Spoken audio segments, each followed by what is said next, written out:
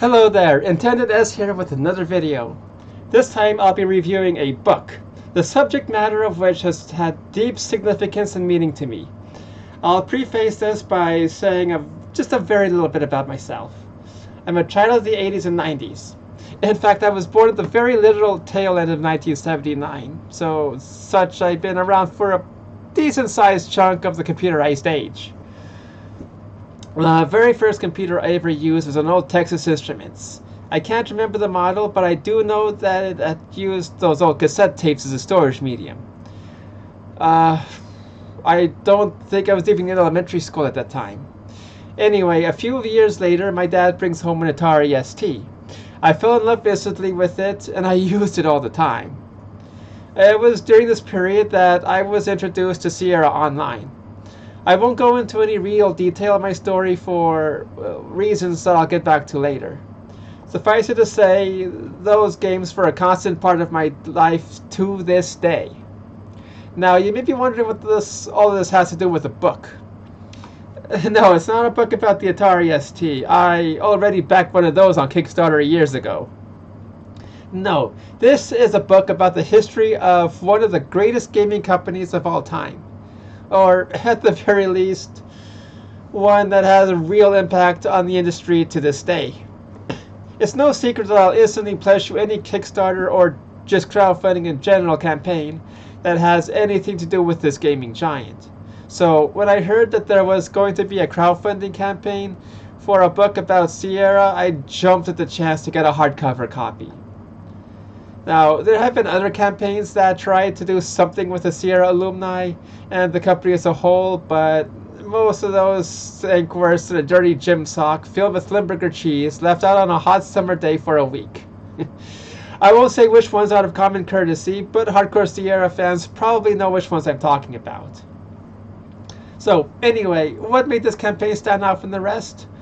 Well, I knew it was being written by Shawn Mills, co-founder of Infamous Adventures, which later became Infamous Quests. I had known him as far back as the Quest for Infamy Kickstarter, which was back in 2012, I believe. And I knew that if anyone can make this game come alive, it's a super fan like him. So I had absolutely no compunction not to back it.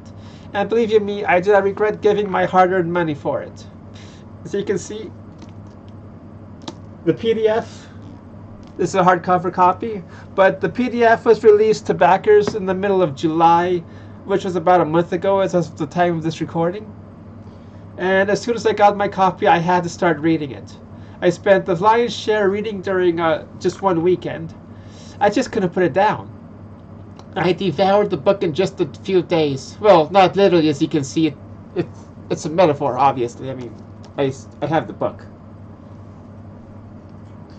But that said, let's get into the meat and potatoes of the book itself.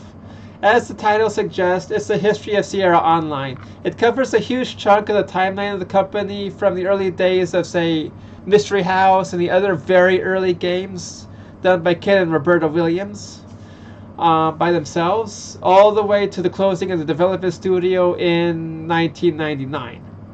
And there's a lot of stories in there. Just look at the tome. Look at how many pages. It's over 300 pages. It's a heck of a lot more than I was expecting, which for the pledge levels is a pretty good deal in my opinion. Shawn really did his homework too. He conducted a lot of interviews from several former Sierra members, including the big cheese himself, Ken Williams. Quotes from the interviewees are sprinkled very liberally throughout, so you get a lot of the story from their own mouths. Literally. It was fun to hear them regale the reader with their tales of the 20-odd years of when the gaming company made games. And all the major titles and series are covered in this book. Each one's development lovingly and not so lovingly recounted. Some of the stories I knew and are pretty much common knowledge to anyone with even a passing familiarity with Sierra Online. But there's plenty that I didn't know. And learning new things is a passion of mine, especially when the subject matter is so near and dear to me. As I said, it's a fun read. But here's the thing. Shawn told me that this isn't even the full story. There were a lot that was never included in this book, which is a shame. Sure, talking about, say, non-software related games released non-game software, released by the company isn't as exciting as learning, say, about the story of King's Quest or Space Quest, but I would have hungrily ate anything up about them. In fact, if Shawn ever decides to do a second volume, putting back in the cut material, I'd happily plop down my hard-earned buckazoids to get it. His writing is actually pretty dang good. And just as fun of a read as hearing the story from the horse's mouth, there are 2 decent-sized epilogues that are just as fun to read. The first one talked about the fan campaigns, basically. While Sierra itself was a big game developer and publisher, it's the fans that kept the adventure game legacy going. I'm talking like the fan games. These were free to download and play games inspired by their mutual love of the company's flagship titles, which I can't recommend highly enough to try out. I mean, they're free and they're good games. In the epilogues, we even learn a little bit about Rudy Marchant and his popular and extensive repository of information of all things Sierra gaming related, which is also discussed in these epilogues. Again, I highly recommend checking out the Sierra Chest, which is his baby. And then finally, the book ends on personal stories of fans. Later in the Kickstarter campaign, Shawn opened up a high-end tier that allowed backers at that level to share with us what Sierra meant and still means to them. Remember at the beginning when I said I wouldn't give my life story in this video? Yeah, the reason is that I'm one of those big spenders. So for my story and so many other great stories, you need to pick up a copy of the book. They're somewhere towards the back of the book, so it doesn't cover a whole lot of the book, but it's still a good read. Heck, even the epilogues are just as good of a read as the main story that encompasses about 3/4, maybe more of this tome. I'm sure Shawn could fill a book just for the stories of die-hard Sierra nerds. The company means so much to so many people that it's mind-boggling. So how many gaming companies can boast that their titles have had such deep impacts on the development of kids from the 80s to this day? If there's one thing I would have loved to have seen included in this book, it's pictures sprinkled here and there of the games that the staff put their own blood, sweat, and tears into making the games that both fans love. But that said, it's a book to be read, not looked at. If pictures were added, it could balloon the page count to well over 400, probably. I mean, think of the production costs, right? So yes, the Sierra Adventure is a must-buy for anyone who loves Sierra Online. Whether they were there from the beginning, during the early days of the AGI, VGA, or if they found these classic games just recently on GOG, there's something magical here.